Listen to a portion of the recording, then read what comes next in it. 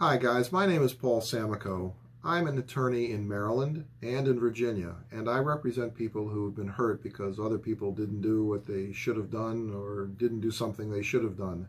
Injuries, car accident cases, people who slip and fall down and get hurt. This is what we do here every single day, my entire firm.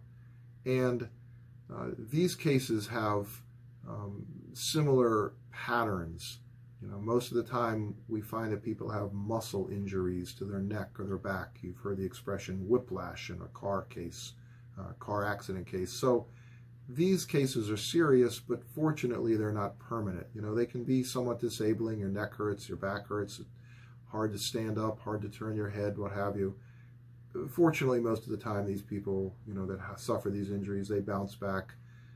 Sometimes they get therapy, chiropractic treatment, a month, 2 months, 3 months, and then thank goodness they're okay. But there's a special category of injuries that sometimes, unfortunately, people don't get okay real fast. And these are injuries to their back, which are not just muscle injuries. Your spinal cord is a very, very unique and highly, it's a highly, highly specialized part of the human body. It has vertebrae and discs that allow you to move back and forth and sideways and bend. I mean, it's a unique, exceptional part of the body, the spinal cord. And a back injury could disrupt that chemistry that exists, and that physiology that exists when you've been in a car accident or perhaps you fell down or what have you. A spinal cord injury is nothing to play with. You need the services immediately of an orthopedic doctor and perhaps even a neurologist or a neurosurgeon, because they are the professionals who can look at you and make a decision as to how to appropriately treat the injury. We've all heard the stories that I don't want to have surgery. I've got a lot of friends who had surgery and it didn't get well, didn't get better.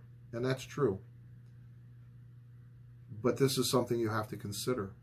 You might want to consider a conservative course at the beginning based on what your doctors tell you of getting therapy. Then they have a series of other types of things which are called injections, which allow the muscles to relax around the area that was injured.